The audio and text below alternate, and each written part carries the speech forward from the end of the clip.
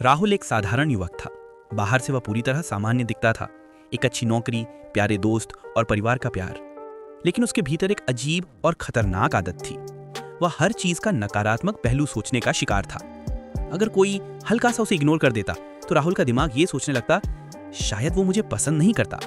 क्या मैंने कुछ गलत किया?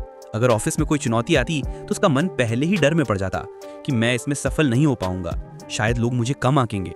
अगर किसी ने उसे मना कर दिया तो वह खुद को दोषी मानने लगता और खुद से कहता, मैंने ये क्यों किया, अब सब मुझे गलत समझेंगे। धीरे धीरे ये आदत इतनी गहरी हो गई कि राहुल जीवन के हर अनुभव में डर और चिंता ढूंढने लगा। उसके दिमाग में हमेशा एक तरह का तूफान चलता रहता। दिन भर काम करने के बाद भी रात को सोने से पहले वो यही सोचता कि कल क्या होगा, मैंने क्या सही किया, लोग क्या सोचेंगे। उसका मन शांत नहीं होता था। उसने कई बार सोचा कि शायद यही उसका स्वभाव है और इससे छुटकारा असंभव है। लेकिन फिर एक दिन उसकी जिंदगी बदलने वाली घटना हुई। राहुल ने किताब स्टॉप नेगेटिव थिंकिंग पढ़ने का निर्णय लिया। जब उसने किताब खोली, पहले ही पेज पर लिखा था, हमारे विचार हमेशा सच नहीं होते। जब हम हर विचार को सच मान लेते हैं तो वही हमारे जीवन को नियंत्रित करना शुरू कर देते हैं। राहुल को यह पंक्ति जैसे बिजली का झटका दे गई। उसने सोचा, क्या सच में मेरे सारे डर और चिंता केवल मेरे दिमाग की कहानियां हैं? किताब ने उससे बताया कि उसके अंदर की नकारात्मक सोच उसके पुराने डर, असुरक्षा और अनुभवों का नतीजा है। ये कोई दोष नहीं था, बल्कि आदत थी, एक मानसिक आदत जिसे बदला जा सकता है। किताब में पहला तरीका यही बताया गया था, अपने विचारों को पहचानो। राहुल ने यह तरीका अपनाया। जब भी उसके मन में कोई नकारात्मक विचार आता, वो खुद से पूछता, क्या यह सच है या केवल मेरा डर और कल्पना है? पहली बार उसने महसूस किया कि उसके कई डर असली नहीं थे। ये जानकर उसे आधा शांति मिल गई। अब वह धीरे धीरे अपने दिमाग के हर विचार पर भरोसा नहीं करता था। विचार आते हैं, लेकिन वो उन्हें सच मानने के बजाय सिर्फ देखता और जाने देता था।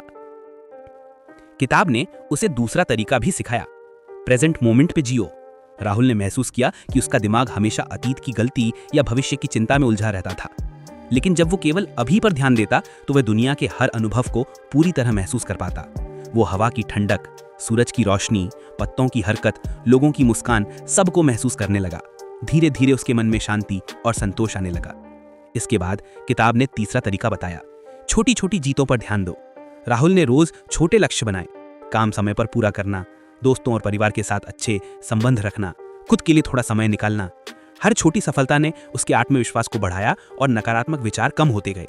अब वह देख सकता था कि जिंदगी में खुशियां हैं, केवल डर और चिंता नहीं। किताब ने एक महत्वपूर्ण बात बताई, छोड़ना सीखो। राहुल ने जाना कि हर चीज को नियंत्रित करना असंभव है। कुछ चीजें उसके हाथ में नहीं हैं और उन्हें छोड़ देना ही सबसे अच्छा है। पहले वह हर परिस्थिति पर इतना जोर डालता था कि खुद थक जाता था। लेकिन अब उसने समझ लिया कि जो नहीं बदल सकता उसे जाने दो और ऊर्जा अपनी जिंदगी और खुशियों पर लगाओ। धीरे धीरे राहुल की आदतें बदलने लगी। वह सुबह जल्दी उठकर टहलने लगता, गहरी सांसें लेता, ध्यान यानी मेडिटेशन करता और दिन भर छोटे छोटे काम पूरे करता।